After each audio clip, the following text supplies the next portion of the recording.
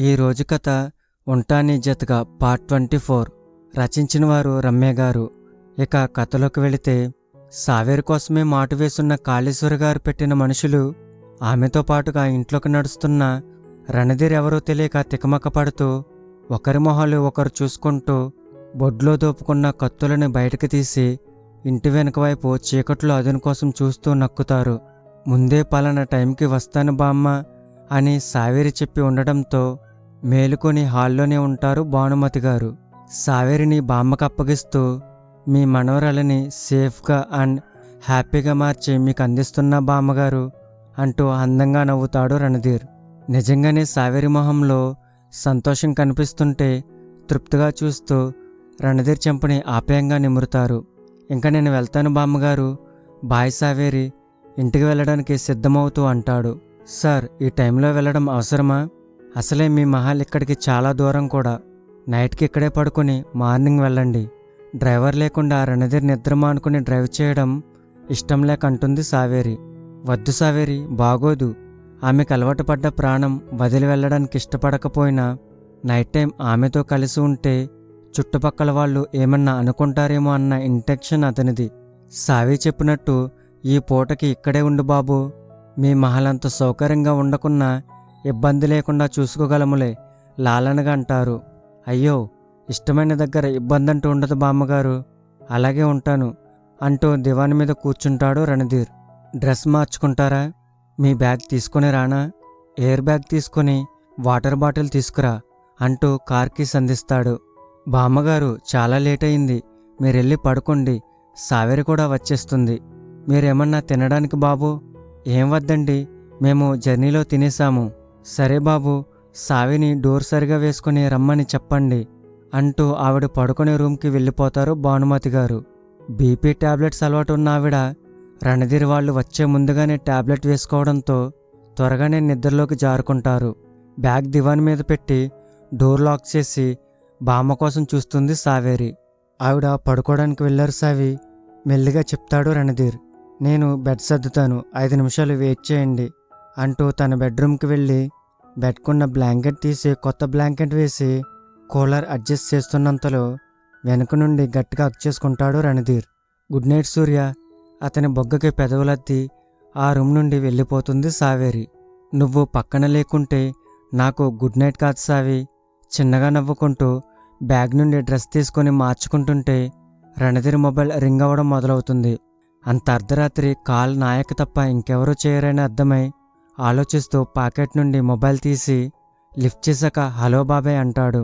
రానా, సావేరింటిని మీ మామయ్య పంపిన రౌడీలు రౌండప్ చేశారు సావేరి మీద అటాక్ చేయడానికి.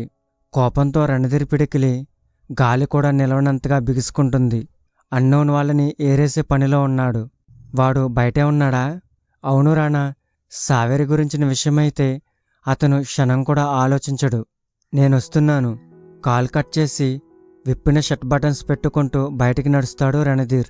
నైట్ డ్రెస్లోకి మారి బామ్మ పక్కన పడుకోబోతున్న సావేరి రణధీర్ డోర్ వైపు వెళ్తుండడం చూసి అతని కోసం బయటికి వస్తుంది. సూర్య, ఎక్కడికి? కాంపౌండ్ వాల్ గేట్ తెరుస్తున్న అతన్ని వెనుక నుండి మెల్లిగా పిలుస్తుంది. నాయక్ బయటున్నాడు సావి, ఏదో అర్జెంట్ అంట, మాట్లాడేసి వస్తాను, డోర్ లాక్ చేసుకో సీరియస్గా చెప్పి రోడ్డు మీదకి నడుస్తాడు. ఈ టైంలో నాయక్ రావడమేంటి? ఆలోచిస్తూనే రణధీర్ చెప్పినట్టు డోర్ లాక్ చేసుకుని దివాన్లో సెటిల్ అవుతుంది సావేరి. మొత్తం 5 మంది, అతను ఒక్కడు. సావేరి ఇంటికి కొంచెం దూరంలో కనిపిస్తుంటే అటుగా నడుస్తాడు రణధీర్. ఒక్కొక్కడికి మొహం పగిలి రక్తమోడుతుంటే అన్నోన్ వైపు సీరియస్గా చూస్తాడు రానా. అతని చూపుకి కేర్ చేయకుండా తన సర్వీస్ రివాల్వర్ బయటకు తీస్తాడు అన్నోన్. వాళ్ళని చంపేద్దామనుకుంటున్నావా? కోపంగా అడుగుతాడు. నీకేమన్నా డౌట్నా? బలుపుగా బదులిస్తాడు. నువ్వు పోలీస్వే, అందుకే క్రిమినల్స్ని లేపేస్తున్నా. నీ స్వార్థానికి నీ జాబ్ని వాడకు. ఎవరి స్వార్థానికి సావేరిని బలి చేయాలని వీళ్ళని పంపాడు నీ మేనమామ. సావేరికి ఏం కాకుండా నేను చూసుకుంటాను. నీ వల్లే తను నరకం అనుభవించింది. అది అనుకోకుండా జరిగిపోయింది కాదు, అభిరామ్ వల్ల జరిగింది. దానిలో వాడు తప్పేం లేదు. అయినో, కానీ వాడు చేసింది కరెక్ట్ కాదు. చేసిన దానికి తగిన సమాధానం నాకు చెప్పే తీరాలి. అభి జోలికి వస్తే చంపేస్తాను. నిన్ను నేను చంపకుండా వదిలేసిందే సావేరి గురించి. ఏంట్రా బెదిరిస్తున్నావా? నేనేంటో నీకు ఈపాటికే అర్థమయ్యే ఉంటుంది కదరా. రుద్ర కోపంగా పిలుస్తాడు రణధీర్. సూర్యన్స్ రుద్రదేవ్ వర్మ. అంతకంటే ఎక్కువ కోపంగా తన పేరుని బయటపెడతాడు అన్నోన్. ఇక్కడ సీన్ చేయకు. మన అరుపులు వినిపిస్తే సావి బయటకు వస్తుంది. చిన్నగా ఉన్న బేస్ వాయిస్తో చెప్తాడు. నువ్వు సావికి భయపడుతున్నావా? విక్కిరింపుగా అంటాడు రుద్ర. తను దేనికి డిస్టర్బ్ అవ్వడం బాధపడడం నాకిష్టం లేదు. నీ ఫ్యామిలీ వల్లే బాధపడే సిచ్యువేషన్ కనిపించట్లేదా? నా ఫ్యామిలీ కాదు, మన ఫ్యామిలీ. నా వైఫ్గా సావి, తమ్ముడుగా నువ్వు అదే ఫ్యామిలీ. ఎవడ్రా నీకు తమ్ముడు? చేతిలో గన్ కోపంగా రణధీర్ వైపు గురిపెడతాడు రుద్ర. ఎప్పుడు బయటకు వచ్చిందో తెలియదు కానీ రుద్రాకి రాణాకి మధ్యలో వచ్చి నిలబడుతుంది సావేరి. ఆ వెనకనే అప్పటి వరకు దూరంగా ఉన్న నాయక్ అండ్ సెక్యూరిటీ. సావేరి మొహాన్ని చూసి తన ఆవేశాన్ని తగ్గించుకుంటూ గన్ తీసి బ్యాక్ సైడ్ ప్యాంట్లో దోపుకుంటాడు రుద్ర. రణధీర్ చూపునందుకుని కింద పడున్న రౌడీస్ని ఆ ప్లేస్ నుండి సెక్యూరిటీతో క్లీన్ చేయించి పక్కకు వెళ్ళిపోతాడు నాయక్. సూర్య ఎవరైతేను? రుద్ర రణధీర్కి గన్నేం చేయడం నచ్చక సీరియస్గా రుద్రనే చూస్తూ అడుగుతుంది సావేరి. నిన్ను వాటర్ ఫాల్స్ దగ్గర సేవ్ చేసింది వాడే రుద్ర. చిన్న స్మైల్తో చెప్తాడు రాణా. నన్ను సేవ్ చేసి మిమ్మల్ని చంపాలని చూస్తున్నాడా? చురుగ్గా చూస్తూ అంటుంది. వాడు నన్ను చంపలేడు సావి, కానీ నా మీద కోపం మాత్రం చాలా ఉంది. రుద్ర వైపు చూస్తూ చెప్తాడు. అసలు ఎవరైతేను? రై, నీ మొహాన్ని సరిగా చూపించు. నీ వదిన గుర్తుపట్టట్లేదు యాటిట్యూడ్గా అంటాడు రణధీర్. వదినెవర్రా? ఓ అడుగు ముందుకేసి కోపంగా చూస్తాడు రుద్ర. అప్పటి వరకు లైటింగ్ సరిగా లేక రుద్రమోహన్ని సరిగా చూడలేకపోయిన సావేరికి అతను వెలుతురులోకి రావడంతో నోటి మాట కరువవుతుంది. ఎవరో ఐడియా వచ్చిందా సావి? సావేరి నడుముని చుట్టి భుజం మీద గడ్డ నిలిపి చిరునవ్వుతో అడుగుతాడు. ఇతను అచ్చం మామయ్య గారిలానే ఉన్నాడు సూర్య. రుద్రనే చూస్తూ అయోమయంగా చెప్తుంది. ఆ మామయ్య గారి కొడుకే, అందుకే అలా ఉన్నాడు. తన వైపే చూస్తున్న సావేరిని చేపట్టుకొని చిరునవ్వుతో దగ్గరికి తీసుకుంటాడు రుద్ర. రణధీర్ తన చేతుల్ని వదిలేస్తాడు.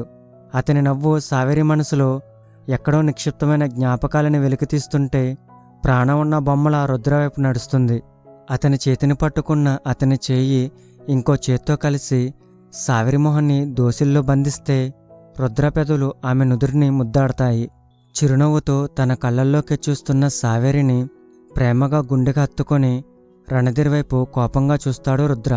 ప్యాంట్ పాకెట్స్లో 2 చేతులు పెట్టి తమ వైపే చూస్తూ రాణా కనిపించడంతో ఇంకొంచెం గట్టిగా సావేరిని పొదుముకొని ఆమె తల మీద ముద్దు పెడతాడు. ఇంకా చాలు, ఆపే.